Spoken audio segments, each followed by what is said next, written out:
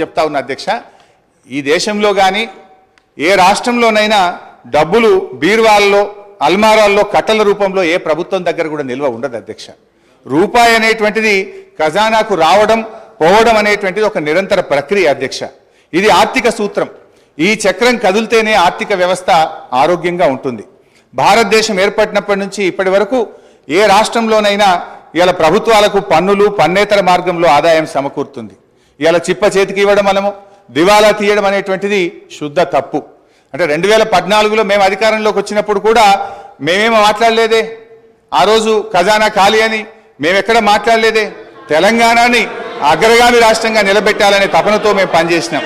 పగతనాన్ని పక్కన పెట్టి అధ్యక్ష ప్రతిసారి ఇప్పుడు నేను గౌరవ సభ్యుని అడుగుతాను. రాష్ట్రం అంటే ప్రభుత్వం అంటే సార్ వారు అడిగిన దాంట్లో ఒక ప్రశ్న చిన్న అంశం కూడా చెప్తాను. రాష్ట్రం అంటే ప్రభుత్వం అంటే డబ్బులు అలమారులో ఉంటాయి అంటలేను, కానీ జీతాలు 1వ తారీఖు ఇయ్యలేనటువంటి ఆర్థిక పరిస్థితి ఉంది. రాష్ట్రంలో ఆర్థిక పరిస్థితి గురించి చెప్తే ఎందుకు ఆర్భాడతారో తెలియదు. ఆర్భాటానికి అట్టహాసానికి ఏం ఇబ్బంది లేదు, కానీ వాస్తవంగా ఉన్నటువంటి లెక్కలు తీసుకుంటే మనం ఇలా మేము ప్రగతి భవన్ చూపెడతా ఉన్నారు, లేకపోతే డాక్టర్ అంబేద్కర్ భవన్ చూపెడతా ఉన్నారు. పేదల కంటే డబల్ బెడ్రూమ్ బిల్లు గురించి మాట్లాడతలేదు అధ్యక్ష. ఈ రోజు మా దగ్గర హుస్నాబాద్ సంబంధించి పోతే మున్సిపాలిటీకి సంబంధించినటువంటి అధికారులు ఈ ఇంట్లో ఉంటే చనిపోతామని బోర్డు పెట్టారు. అయినా కూడా ఆ ఇంట్లో నివసించవచ్చు, కానీ ఇటువంటి వారు కూడా డబుల్ బెడ్రూమ్ ఇవ్వలేదు అధ్యక్ష. ఇది వాళ్ళ ప్రభుత్వం యొక్క.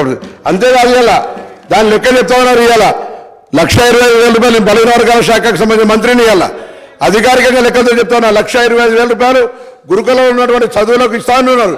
55,000 రూపాయల దారిలో ఇచ్చేటువంటి బడ్జెట్తో పాటుగా 55,000 రూపాయల బడ్జెట్ 55 రూపాయలు ప్రతి విద్యార్థి కూడా వచ్చేటువంటి పరిస్థితులు చెప్పేది మాత్రం 1,20,000. ఆర్భాటం పేరు ఎన్ని రోజులు నడుపుతారు అధ్యక్ష? ప్రచారానికి సంబంధించిన దాని మీద నడుపుకుంటూ అవుతున్నాయి. గ్లోబల్ ప్రచారం చేసి మేము బాగున్నాం, బంగారు తెలంగాణ బాగున్నాం అంటే అందరూ బాగున్నాడు చెప్తాను. నేను నాకు సంబంధించిన అంశం చెప్తా, మీరెందుకు సార్ నేను చెప్తారా? నేను పార్టీ మినిస్టర్ గారు